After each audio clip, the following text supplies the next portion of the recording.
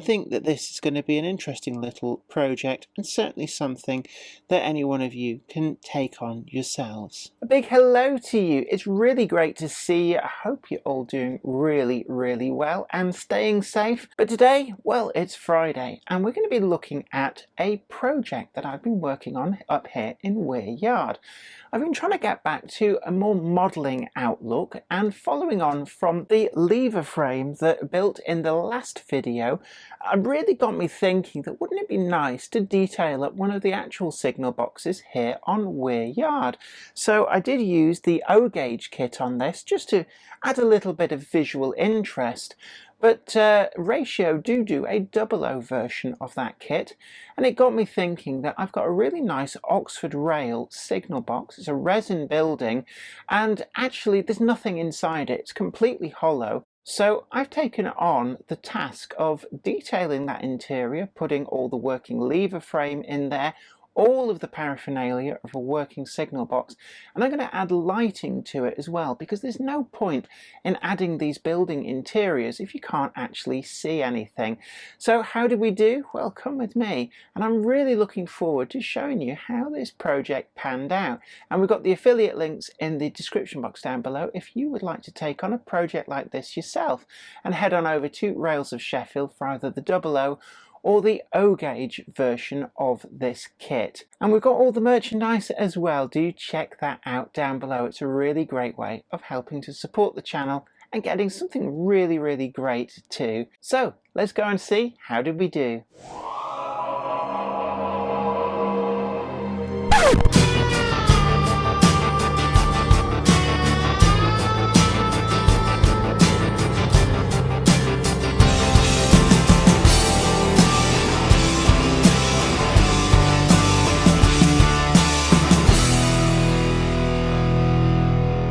This area is the subject for today's video, and what I'm planning on doing is adding a signal box interior into the signal box. And for that, actually, I've been out shopping and I've picked up the Ratio kit. So I've got that here, number 553 in the Ratio catalogue, signal box interior. I picked this up from Bolton Model Mart, and they're certainly quite easy to get hold of. It's not an exact duplicate of the O-Gauge one that we used just to decorate the S-lever frame that I built in the previous video, but certainly it's going to add a little bit of something to the inside of this signal box. Now, adding a detailed interior isn't really worth anything if we can't see it. So as part of this project as well, I'm going to look into adding a few LEDs as well. Just a couple of these with a 1K resistor is going to be enough. And I'm going to wire them into the same feed that these lamps are on. And with these lamps, it's quite simply a case of that they get turned on and off through a digitally switched relay. And that means we've got the 12-volt feed ready and waiting for the lights in the signal box. So I think it's going to work out just fine. What I will need to do though is to remove the signal box from where it is, and it's well and truly in there. From what I remember when I was building Weir Yard, it was actually quite an early edition, and it was glued in with PVA and then ballasted around it. So I'm guessing the first thing that I should do is syringe in a little bit of water to soften up the PVA and ballast around it, give that a little bit of time to soak, and then it should come out fairly cleanly. Because what I want to do is to keep the footprint of the signal box so that it goes back in exactly where it is. I'll feed the wiring for the LEDs through to the underside, and that'll give me a really good and easy way of feeding the power across underneath. So hopefully we'll be able to see that whole lever frame in situ. One of the things that I think I'm going to find is that the inside of this Oxford Rail signal box kit is completely hollow. There is no floor from what I remember. So we're going to be building a false floor, and also another problem which I've had with resin buildings is light bleed through. So I also want to paint the entire interior of this signal box. Normally you'd use something like matte black paint, but I don't want it to be all dark and dingy. So actually what I'm going to look to do is paint it with a layer of white gloss paint, which will reflect the LEDs and hopefully give a much better effect. I may even consider what to do about maybe a bit of light in the lever room underneath. Possibly not though. So we've got it all loosened up now, had the water soak in, and you can see that it frees it quite readily. So I can just carefully lift out the building. It leaves a nice neat footprint where it was, and it's actually come away really nice and clean. You can see inside there it really is just hollow on the inside, just bare resin. So the next step's going to be painting all of that just to stop any light bleed through. And also I can see here that for whatever reason there's actually quite a mound of ballast ended up at the back there. Might clear some of that out, might not. I'm also going to be drilling a hole through, and this is going to be where the wires go down to underneath. And if we do that just within the footprint of the building, then that's all going to be nicely hidden and not cause us any problems. So let's get the rostrum camera out and let's go through just painting up the inside of this signal box, and then we'll measure up for a false floor, which in turn we will glue the signal box interior to, and then we can refit all that to the model after we've got some LEDs, which I'm just going to super glue right up there in the ridge, which is why it's really important for us to actually paint all of that to stop any light bleed through. So we're here ready to go. Got the signal box, let it dry out a little bit, and actually I have gone with matte black. I know I said I wouldn't, but the reason for this is that the Humbrol matte black does actually dry really quickly, and what this means is I can slap a quick coat of this all over the inside of the signal box and then paint back out in white, probably within the hour, the areas that I'd want to be reflective. So I've got this, given it a good shake. I always take the first bit of paint straight off the lid, just to stop it from drying solid and building up a bit of a crusty deposit. So we're just going to paint inside here. And actually, the resin is probably going to soak up this paint fairly quickly. What I need to also make sure is that we don't get paint on the backs of the windows, because that would then really defeat the object. I'm going to paint everything. I'm not bothered at this moment in time where the floor is going to come down to. This is just about having that initial sealing layer of paint that will just stop any problems down the line. And we're just going to let that dry and then go over with a coat of white paint just where the upper floor is. What I need to do is create a floor which the detailing kit is going to sit onto, and we will support it on some short stubby legs so that it stays at the right height inside the signal box. But I've just got a piece of scrap plasticard for this roll, and let's just offer it up to the box. So what I need to do is just roughly work out what internal size this is going to be. So just be careful not to rest it on the detail on the roof. I'm just going to offer up this plasticard to there. So I need to cut there. I need to cut there. I've got my set square, just to make sure that all is square and true. And I'm just going to be fairly rough and ready, to be honest with you. And cut this out. It only needs to be a fairly loose fit. But because this is plasticard, the plastic ratio kit will just glue straight to it. And that should be pretty much the right size for the floor. So yeah, that's going to be all right there. And we're going to get ready to add in the detail for the signal box interior, and this is hopefully going to be quite an easy kit to make. I like to make it, glue it all together before I paint it because I find the glue takes better. And what I'll do is I'll treat this as my hard and fast floor. Any of the bits that are pushed up against the wall, I'll just make sure they're pushed up to the edges, and that will then mean they'll be against the wall when this gets pushed into place inside the signal box.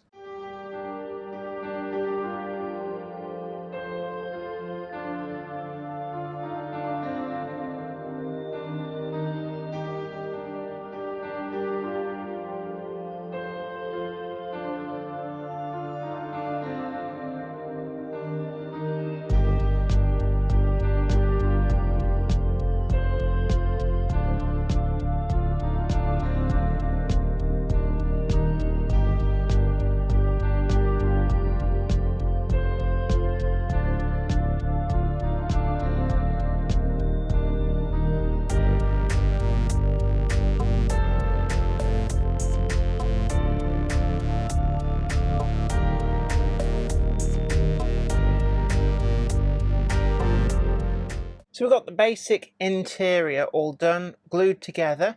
There's still a couple of detailing bits. These will go onto this just before we fit it. But I built it up without actually painting anything because the glue sticks a lot better this way. And what I'm going to do now is I'm just going to crack on and get it painted. I think the first thing to do is to just paint out the floor in a matte natural wood. And then I'm going to be picking out some of the other features in green, gunmetal for the frame, and then the individual levers. I'm not going to try and get too complicated on these. They're going to be mostly black, a couple of blue ones, and some red and some yellow towards the ends of the lever frame. But really it's just a case that they don't have to match up with any of the actual point and signal work around it. I don't think anybody's going to look that closely, but certainly it's going to come together quite nicely, and then it's really just a case of making sure that the signal box interior is well lit so we can actually see all of this. So I'm going to use this mixture of colours, and I also need to find some much finer paintbrushes as well for painting in some of the detail. I've got a nice small one here, and that's going to be good for doing things like levers.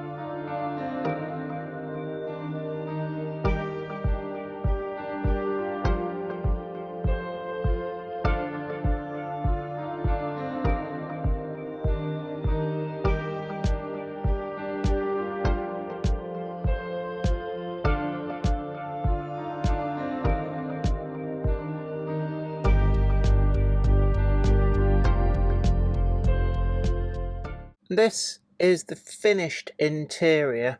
The paintwork isn't necessarily the neatest, but a lot of this isn't really going to be visible. One of the reasons that I picked that very vibrant pinky purple for the chair is just to have something different that stands out through the windows. I've used a gloss green, which is actually Humbrol number 2 for all of the green, plus the signal lever for the gong, which is also in green. I've used signal red for the home signal levers. They would also theoretically do ground signals as well. And I've used matte natural wood number 110 for the flooring. And a blue as well is in there for the locking levers, and just the matte black for the stove and lever frame as well. Although the newer mix of the Humbrol matte black doesn't really seem to be as matte as it used to be. I remember it being a very, very matte colour. But, you know, it's doing all right. So that's the complete interior for the signal box. What I've also gone and done is, you can see there, I've put a coat of a sort of an off-white colour down inside the signal box. That needs to dry, but one of the things I want to do is to insert a false base underneath the upper floor, and I've got a couple of scrap, in fact I've got 3 scrap bits of balsa wood here, and I'm thinking that there like that and there, and my thoughts are that if I trim and glue these underneath, then they should put the lever frame at about the right height. Might just pack them out with a little bit of extra scrap balsa wood here, which if I cut this, balsa wood is really easy to cut, and as this is going to just be scrap underneath, it's not really a huge issue. So put them on there, balance that on top, and I think 2 layers of this should be more than enough. Oh, that is a bit of a tight fit in there. So what I'm going to do is I'm going to just trim these, build them up a little bit, and then just glue them to the underside of the false floor, and that'll all be ready for inserting into place. And then it's just a case of waiting for the white to dry, and then I need to get some LEDs in place. So I've got some Speed Bond glue here, and I'm going to start building up the wedges to go underneath this false floor. So all I need is a couple of these on top. They're not taking any great weight, so 2 on top, and then again 1. Fasten these to the underside. Bit of glue, bit of glue. What I'm going to do is I'm going to put these like that and like that. In fact, I will just glue these together. And then this will just rest on top.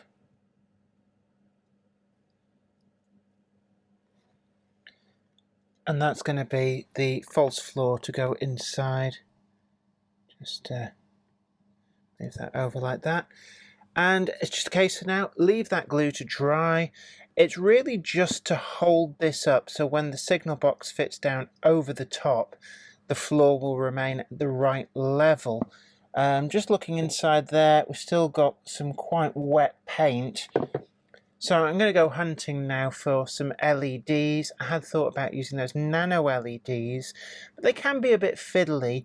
And what I want is something really nice and robust with plenty of light. I think that's going to be key to be able to show up all of the detail inside this signal box. So I'm just going to have a rummage in my bits box. We're back here the following day. I've given all of this a chance to dry, so we've got all of the paint is now good. We're not going to get a mess everywhere. I've also just trimmed out some of the corners. That one I've trimmed a little bit more because I'm going to be having a wire coming up here. And this is just because the internal face of the signal box is not entirely regular.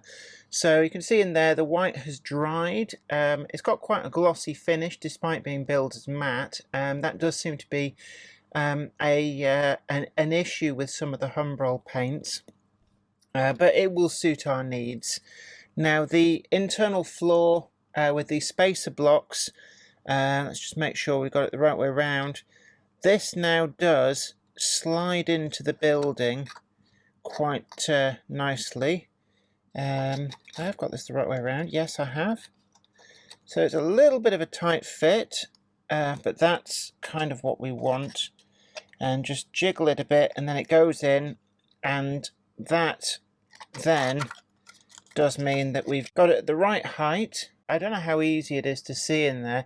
At the moment there's no light, so we've just got the shadow of the lever frame. You can just about make out some of the levers in there, but this is where the lighting comes in.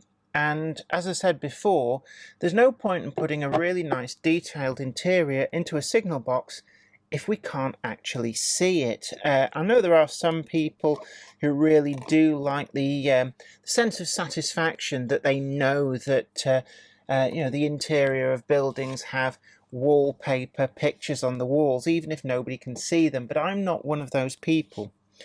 So instead, what I've been doing is I did look into the nano LEDs, but instead I've got these. I've made up a wiring loom, just a couple of scrap wires. I have tested these, and these are actually filament bulbs, 12-volt filament bulbs. I've wired them in parallel, so I've got 3 in parallel. Should give me maximum brightness off the, it's probably about 6 to 7 volts I'm going to be running this on. And I've twisted them up into a loom after soldering them together. I used some of the heat shrink as well just to protect the joins. That's come together quite nicely, and by carefully twisting each of the little strands together, we've got a setup here which is quite robust and actually should hold its shape quite nicely. What I want to look to do now is figure out, I think, let's just double check, lever frame to the front. So yes, this is going to be where the wire has to run up. So I'm just going to push that into place and just see. And you can see that actually those bulbs are going to sit just right. If I had a hot glue gun, actually, this would be an ideal time to make use of it, but I don't. So I'm going to have to improvise a little bit on the glue front. And I do have some super glue, which does give a very good, solid, quick grip, but not necessarily the strongest.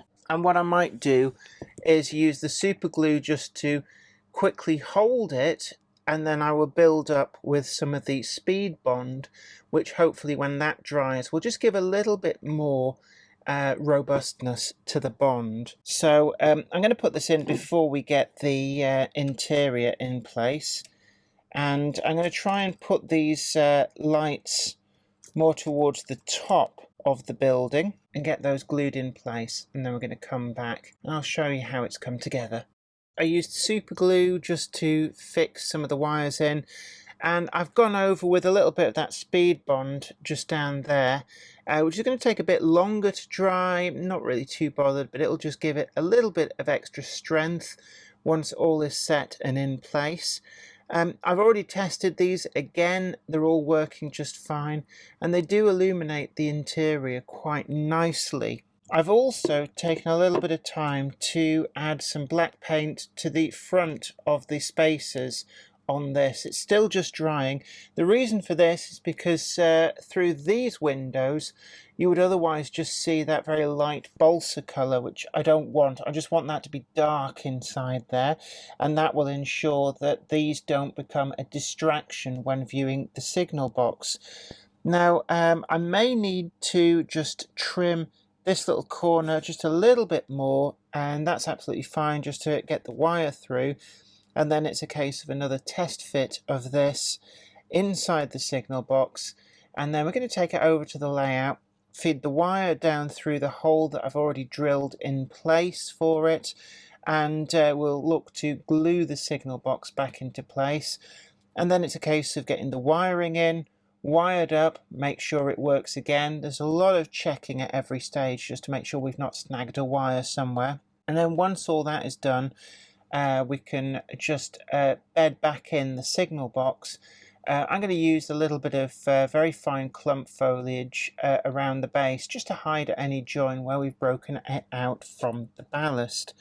So first things first, I just want to find my scissors, and I'm going to, just to be on the safe side, I'm going to make sure that there's actually quite a big space at the back here for the wire to come up and through.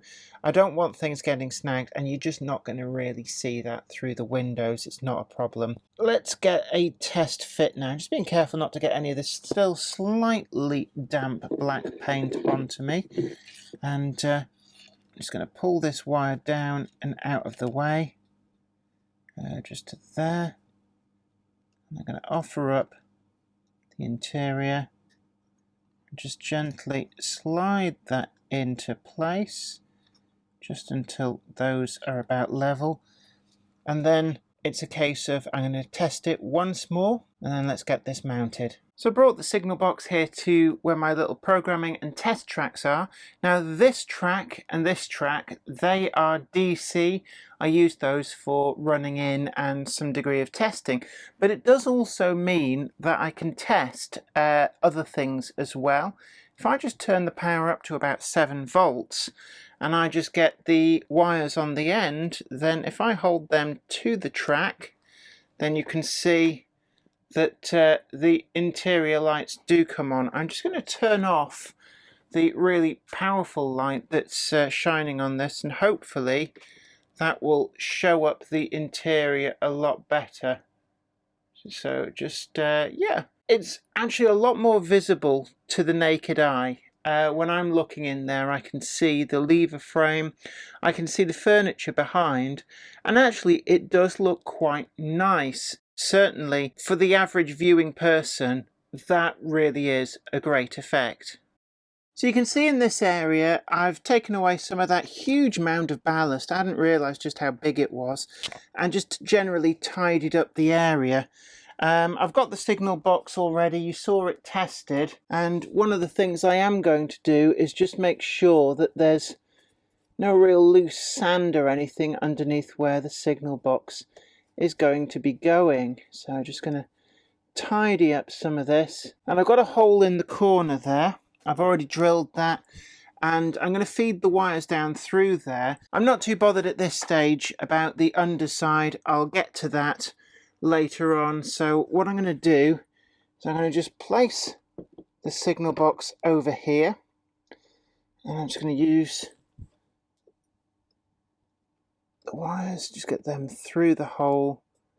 They will disappear to somewhere underneath, and I'll pick them up once the signal box is in place. Now, I didn't trim these wires because I thought it's better to have them too long and trim them later than too short and have to add extra. And I think even as it stands, I may yet need to add some extra to it. What I'm going to do next is I'm going to just get the glue ready for the actual signal box to go down onto, and I also want some glue for where the insert for the floor is going to be, just to stop it from, for whatever reason, being able to bounce up and end up in the wrong position. So I'm just going to now carefully feed that wire through, and let's just, in fact, I'm going to also need a little bit of glue for where the ladder goes to. From what I remember, that's going over here somewhere. So it all dries clear, so it's not really a big problem. And let's just work all of this back into place.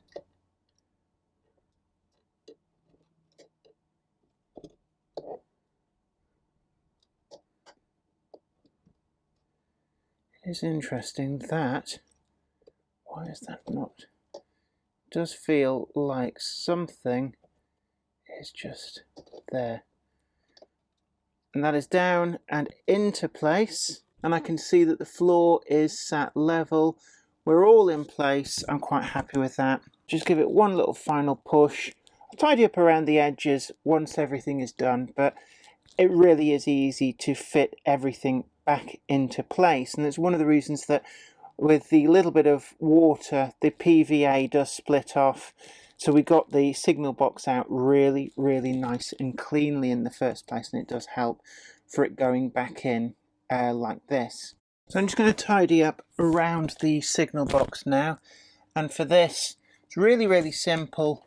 Anywhere where there's a little bit of damage to the ballast, just going to put a little bit of extra glue, and you can't really see, but down the back I'm going to put some patches of underbrush just to make sure that any join anywhere where that little mound of ballast has been taken away, it doesn't look like a fresh scar at all. And I'm just going to use underbrush from Woodland Scenics. It's same sort of material that the clump foliage is made from, but it's a little bit finer, so it's not quite so obtrusive. I'm just going to put a load just at the back here and just fill in the gap where the ballast has been lowered. So now it's just a case of this at the top is done, leaving it to dry, and I'm going to now sort out the electrics underneath. I've got everything wired in underneath. I've wired it into exactly the same output that these are wired to. Now, if you remember from the last video that we did with the lever frame on Weir Yard, there's that green lever number 51, which operates these lights through a digitally activated relay. And now it also operates the lights in the signal box. So I'm just going to pull number 51, wait for the relay to click, and everything comes on. Turn the relay off, and it all goes off. And what I'm going to do is, just because it doesn't actually show up too well on the camera, even though it's really easy to see by the naked eye, I've turned off a load of the lights, and I'm just going to turn it back on, and you can see that the lights come on in the signal box. Turn them off again, and it's a really nice effect. So I'm just going to try and get some of the close-ups and show you just what a lovely little addition this is to the signal box that gives it that little something extra special. Well, I hope you really enjoyed that video. If you did, don't forget to tickle the like button and share this video too. And if you haven't already done so, do please consider subscribing to the channel so you will be the first to know about new videos as and when they come up. Also, you can follow the affiliate links to find your own signal box detailing kits if you want to take on a similar project. And really, this was incredibly easy, and anybody can get great results just following the simple tips that I've shown you in today's video. And until next time, this is me, Jenny Kirk, saying you take great care of yourself, stay safe, and I'm really looking forward to seeing you again here next time. Don't forget as well, we've got the Monday Club coming up every single Monday. Tell your friends. Really looking forward to seeing you there. Take care, happy modelling. Bye for now.